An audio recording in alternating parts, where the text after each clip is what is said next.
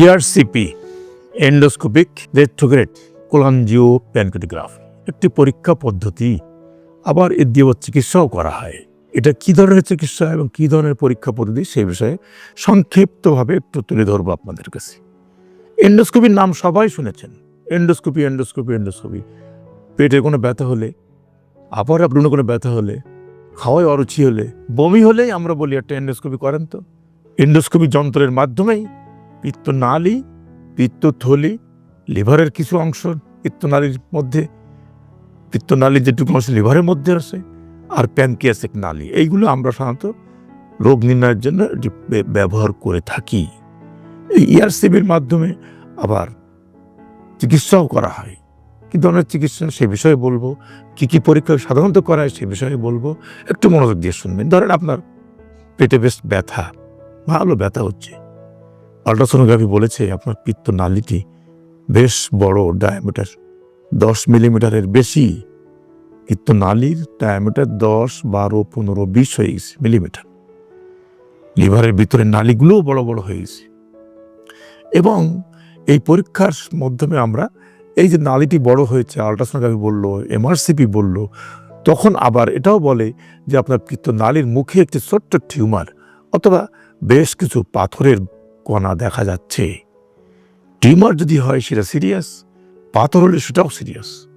তবে টিউমার এবং পাথর এই রোগ নির্ণয়ের জন্য ইআরসিপি করা হয়। পাশাপাশি থেরাপিউটিক পরীক্ষা যেমন করা হয় তেমনি চিকিৎসাও করা হয়। যেমন ধরেন পাথর আছে, সিম্পলি পাথর পিত্তনালীর মধ্যে, প্রচণ্ড জ্বর, পেটে ব্যথা, বমি, জন্ডিস, আল্ট্রাসোনোগ্রাফি করেছেন, এমআরসিপি করেছেন, এখন আপনাকে চিকিৎসা যেতে হবে। ইআরসিপির মাধ্যমে চিকিৎসা করা যায়। এই পাথরগুলো আমরা সাধারণত খাদ্যনালী, পাকস্থলীর ভিতর দিয়ে ডিউডেনামে যাই, ওখান থেকে একটা ওপেনিং আছে, ওই ওপেনিং দিয়ে আমরা একটা নিডল ঢোকাই, তারপরে ডাই দিয়ে ওটাকে ভিজুয়ালাইজ করি, কয়টা পাথর আছে দেখি। যদি দেখা যায় একাধিক পাথর, অসংখ্য পাথর, কণা কণা গুড়ি গুড়ি পাথর, তখন আমরা প্যাপিজোটমি বলে মুখটা কেটে দিই এবং একটা পাইপ ঢুকিয়ে দিই। আইডিয়া হলো ছোটো ছোটো পাথর তো আস্তে গড়িয়ে গড়িয়ে গড়িয়ে গড়িয়ে সব বেরিয়ে আসবে, সব কিছু বেরিয়ে আসবে। এই অবস্থা থেকে আমরা সাধারণত এই ছোটো ছোটো পাথরের ক্ষেত্রে এই পদ্ধতি দিয়ে চিকিৎসা করে থাকি। আর একটা হচ্ছে টিউমার, ধরেন খুব আর্লি স্টেজের টিউমার আছে, রোগীর বিলিরুবিন লেভেল অনেক হাই, 12, 14, 16 মিলিগ্রাম পার ডিএল হয়ে গেছে, রোগী একদম হলুদ বরণ, পেশাবও হলুদ রঙের, জ্বর হয় মাঝে মাঝে, কাঁপুনি যে জ্বর হয়, শরীর চুলকাচ্ছে, এবং সিটি স্ক্যান, এমআরসিপি, আল্ট্রাসোনোগ্রাফিও করা হয়েছে।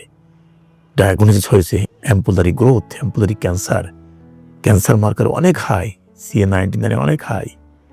তখন আমরা অনেক সময় একটা প্যাপিজোটমি করে একটা পাইপ ঢুকিয়ে জন্ডিসের মাত্রা কমিয়ে আনি, তারপর ডেফিনেট সার্জারিতে চলে যাই।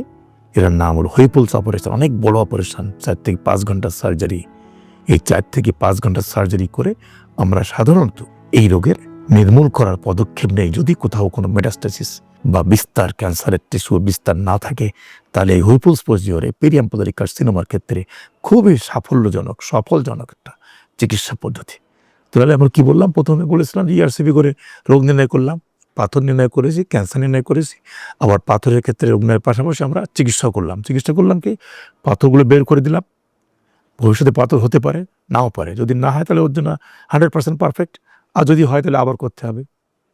আর ক্যান্সারের ক্ষেত্রে আমাদের কিন্তু ওই পাইপ ঢুকিয়ে দিয়ে জন্ডিসটা, বিলিরুবিনটা কমালাম, কিন্তু পরবর্তী সার্জারি যেতে হবে, যেটা ডেফিনেট সার্জারি, যেখানে এমআরসিপি, সিটি স্ক্যান, আল্ট্রাসোনোগ্রাফি সব কিছু বলেছে টিউমারটা মাত্র শুরু, 2 থেকে 3 সেন্টিমিটার সাইজের, কোনো ভাস্কুলার ইনভেশন নাই, কোনো ডিস্টান্ট মেটাস্টাসিস নাই, তাহলে আর্লি কেস হুইপলস অপারেশন করতে হবে। এবং সার্ভাইভাল রেট ওয়ার্ল্ড ব্যাপী এই ধরনের আর্লি কেসের সার্ভাইভাল রেট খুবই ভালো যদি আর্লি স্টেজে রোগটি নির্ণয় করা যায়।